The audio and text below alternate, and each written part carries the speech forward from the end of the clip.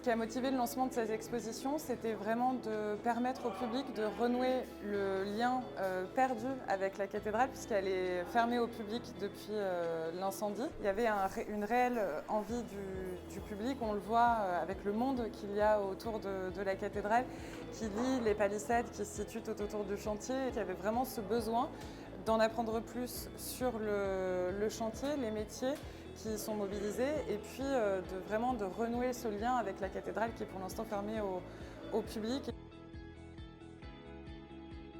L'exposition elle est donc séparée en 3 parties. Une grande partie introductive qui permet de rentrer vraiment dans la globalité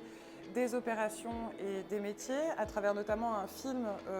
de 17 minutes qui présente le chantier depuis avril 2019 jusqu'à aujourd'hui, qui sera renouvelé régulièrement.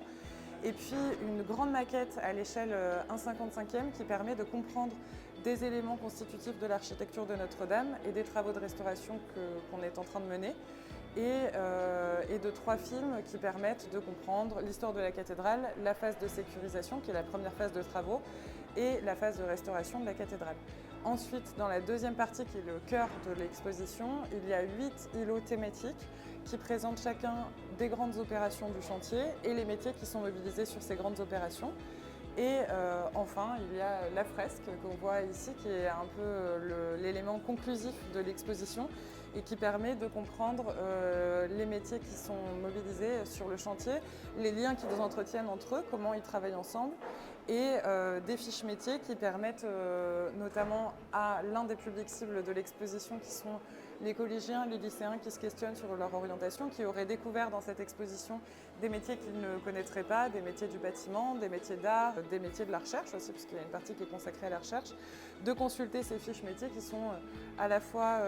des résumés des formations qu'il faut faire pour atteindre ce métier, et puis des interviews d'artisans qui travaillent effectivement sur le chantier de Notre-Dame aujourd'hui.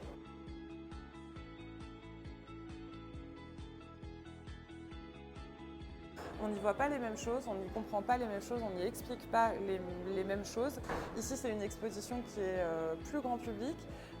avec un public cible qui est assez différent, familial, on peut venir ici avec des enfants. L'exposition est très ludique, très pédagogique, il y a beaucoup d'audiovisuel. Donc en ce sens, c'est pas exactement le même point de vue sur la cathédrale, avec la cité, un discours qui est quand même un peu plus scientifique et qui est aussi beaucoup axé sur le travail des scientifiques sur le chantier de Notre-Dame aujourd'hui, et puis sur la persistance de ce chantier par rapport au chantier précédent.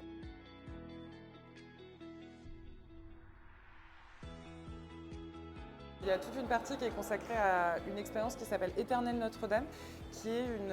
une expédition immersive de 45 minutes et qui permet en fait de rentrer dans l'histoire de la cathédrale. On est guidé par un compagnon du Moyen-Âge qui nous présente toute l'architecture, toute l'histoire, toutes les grandes heures de la cathédrale, et qui complète les 2 expositions, celle-ci et l'AVR,